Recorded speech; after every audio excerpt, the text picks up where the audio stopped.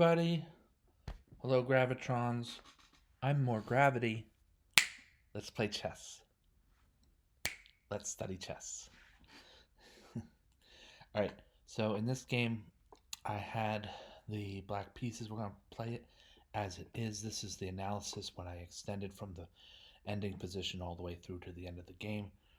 Don't need to change this yet. Make this. There, that's better. All right. E4, E5, knight F3. I played knight C6. The Italian game, one of the more common branches of the Italian game, and D3. D3 is a fine move here. Stabilizes White's E4 pawn. The light squared bishop is developed outside the pawn chain, so does not count as a bad bishop. So White has taken some care to develop this bishop outside of these light squared pawns so it can be strong against black and have its will played out as part of the game, or impose his will onto the game.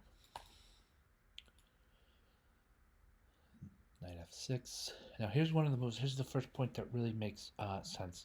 This is a theme, with most often white on bearing down with a bishop and knight on f7.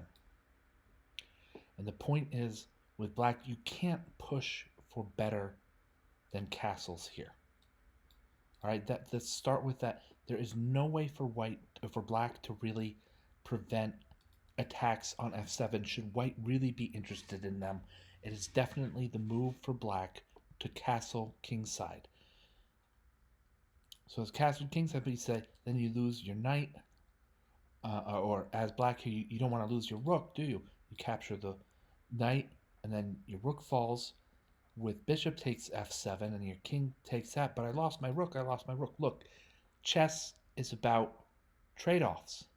Sometimes we play at mixed odds in terms of material. You have lost your rook. You've also lost a pawn, and your opponent has lost two minor pieces. Look, you need to know the. I know this isn't for everybody, but you need to know the piece values. This a rook is 5, a pawn is 1, a knight is 3, a bishop is 3. So add them together, 5 plus 1, so that's 6, and 3 plus 3, so that's 6. All right. You can't be overly optimistic to say, well, I'll search for a better move here. This is you're on the underdog side of things, and black is fine either way. Whether black is going to be fine whether the knight and bishop instigate a premature attack or whatever, what have you. Black is doing fine or even better than fine. You're probably a slight advantage. I see that my Silicon friend Stockfish 17.1 thinks that black is ahead by about a half of a pawn. I'm on that trolley, so to speak. I'm with that idea, especially because most likely black is just going to push white back with the move h6 to come, and this foray from f3 to g5 and back by the knight will have cost white 2 tempos worth of time and a luft for black's king. I think that is how this game proceeded. So pawn to h6, knight to f3. And here with black to move, yes, definitely grabbing the center, opening the center all day long in this position. This is what black needs to do while black's ahead in terms of material development. So material, black is, it's even technically. So material is even. Clock is too early to tell. Space is in favor of black. Mobility is in favor of black. And initiative is going to be in favor of black with d7 to d5 here, opening up the center. We're always, we're opening up this center here. I'd say the center has better. The center is better controlled by black than white. Most certainly, uh, yeah. Black is dominating the center. See, this is an interesting. In this position with white to move, the move c3. I'm thinking, personally, I don't mean to be overly critical, but c3, you need to get your knight to c3, or perhaps your bishop to somewhere that suits. It's not clear where. Maybe e3 or even d2, and then your knight to c3. But c3, yikes, man. I think we're supporting a pawn push on d4 that doesn't scare me. First of all, and there's way too much going on this chessboard to be playing so quietly on this particular piano or instrument. Chessboard. So yeah, I made this move that is a blunder for the reason of bishop takes d5 and tactics to follow, as well as b4 and tactics to follow. And they're about equal, and since we played my opponent played bishop takes d5, and I captured back. Then the pawn fork on b4 that I missed.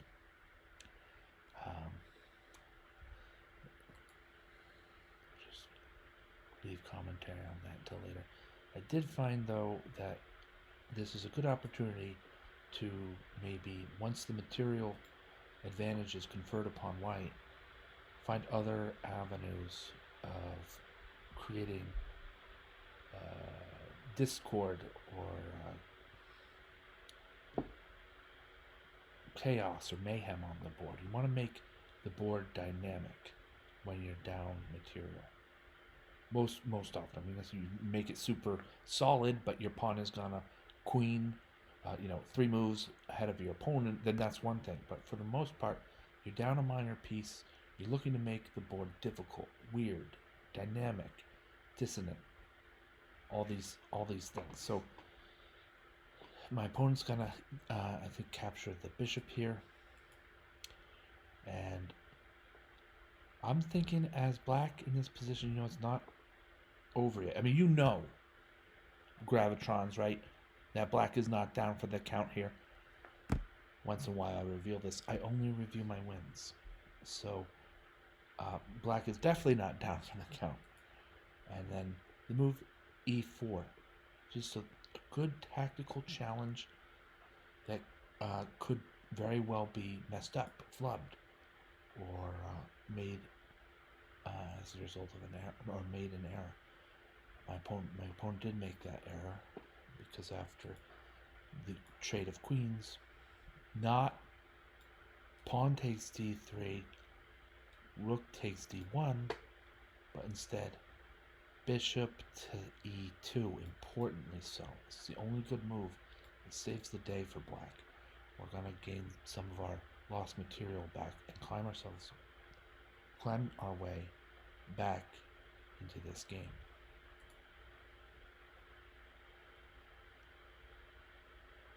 Yeah, now black is just simply winning. I gained back the material. I'm ahead in material. I should be.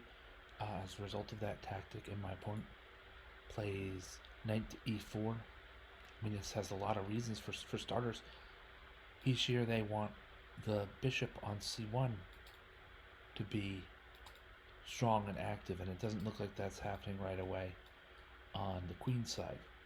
Maybe with bishop to a3, we're not sure. But so move him out of the way, and we've got him protected. We've got that knight protected on e4. Rook to e8 is the correct solution here.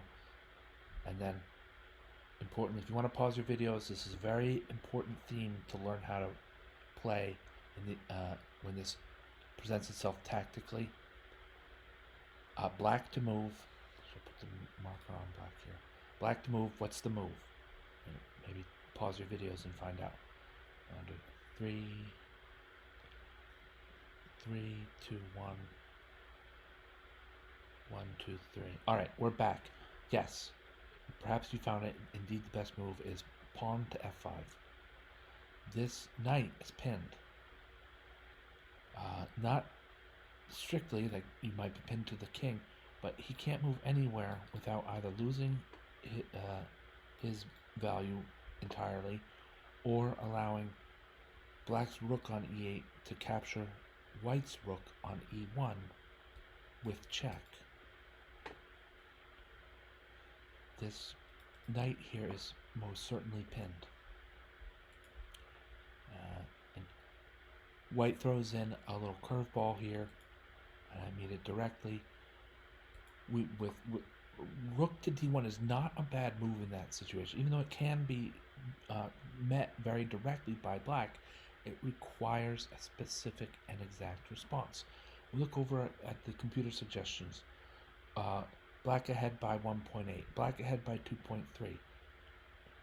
That's if I miss f5 takes e4. Here denoted as f takes e4, and upon making f takes e4, black is ahead by 5 points of material. That's a very palpable and it's material, so let's say tangible difference between the first move and the second move. And f takes e4, capturing the opponent knight and protecting, importantly, the bishop that would otherwise be hanging on d3.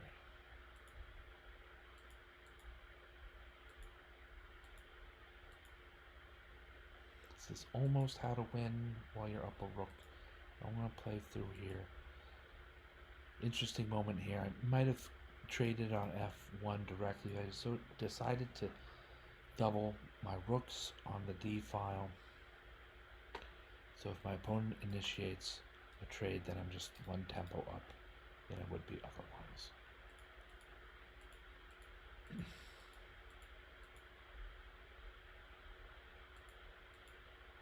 And that's it. Okay.